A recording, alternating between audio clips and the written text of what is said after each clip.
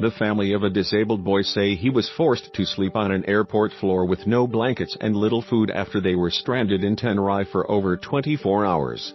Hundreds of British holidaymakers were hit by flight cancellations following bad weather in the Canary Islands earlier in the week.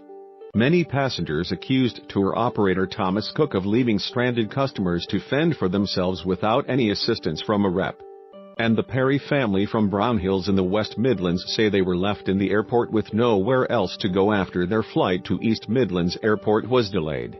Vicky and Scott Perry were forced to lay their son Scott, who suffers from cerebral palsy, on the floor to sleep and now fear he won't be able to move for up to a week because he requires cushion support. Father Scott, 47, also claims that he was in tears watching his son crying on the floor and was forced to comfort him so the 13-year-old would fall asleep.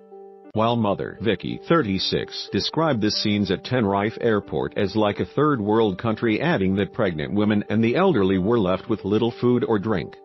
Mrs. Perry, who is her son's full-time carer, said, "It's just so upsetting that it was allowed to happen in a country like that. It's not like we were in a third world country. We felt like homeless people." Other disabled passengers, the elderly and pregnant women, were having to sleep on the floor. "We were offered no blankets, no pillows or cushions. Nothing. Scott has cerebral palsy, is deaf and wears nappies overnight. It was practical things like that. We didn't have any with us because we weren't expecting to be delayed this long and there was no chemist at the airport for us to buy any from. We were having to wake him to go to the toilet every hour." At least one of the passengers was on morphine and had put it in her case with no access to it. Babies were unable to have their nappies changed because there was nowhere to buy them. "For me, if it was the two of us it would have been bearable, but it was the two children." Thomas Cook could have done so much more. The Perry family had paid £3,500 for their week-long holiday at a 4-star resort in Tenerife, and despite having a relaxing break, Mrs. Perry is worried their son will struggle to move for some time after sleeping on the cold floor. She explained, "I made a bed on the floor for Scott and we had to take him out of the wheelchair. He won't be able to move now for a week.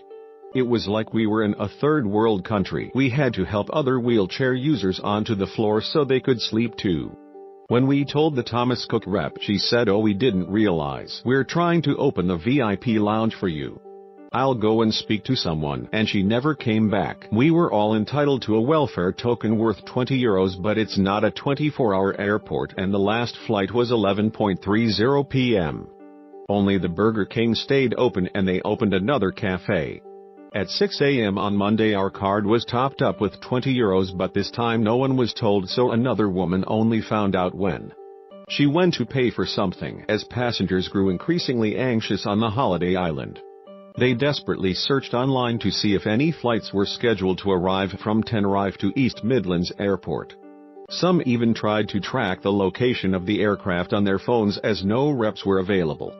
Mr. Perry added, "I could see there was a storm coming and after we checked in no flights were going in or out of the airport. Obviously, we appreciated that it was going to be late because of the rain, but there were no Thomas Cook representatives anywhere. A lot of other travel companies had their reps around and were making announcements over the PA system. Thomas Cook had 3 flights going out, so I'd say there were around 1,000 customers unattended to. Customers were trying to get information from the UK or trying to track the plane online. After 2 hours you are entitled to some sort of welfare token, and Jet2 announced over the PA that its customers could go and collect theirs. We thought, what about us? They were telling us everything was happening behind the scenes. They couldn't get the plane out to the UK and there were no hotels left because all the other flight companies had snapped up the hotels." The family claimed that when reps finally arrived at 11:30 p.m., crowds of concerned travelers surrounded the information desk and desperately sought information. It was then revealed that all the hotels were already booked up by other tour operators, but if customers could find a hotel room, Thomas Cook would reimburse them. Mrs. Perry claims another tourist could only find a room for £247 a night. She said, "Reps arrived at 11:30 p.m. but obviously they were then inundated with customers and we didn't get to speak to any of them directly." At 1:30 am, Thomas Cook then announced the flight was cancelled and if we could get a hotel ourselves they would reimburse us.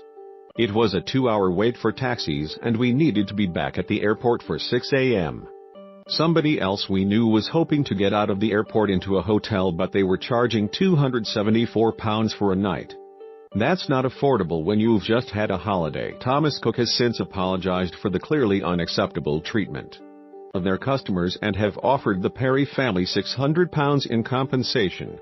A spokesperson said, "This is clearly unacceptable and we have apologized to the Perry family for the experience they had while delayed at Tenerife Airport due to poor weather. We have offered compensation to the family, which they have accepted."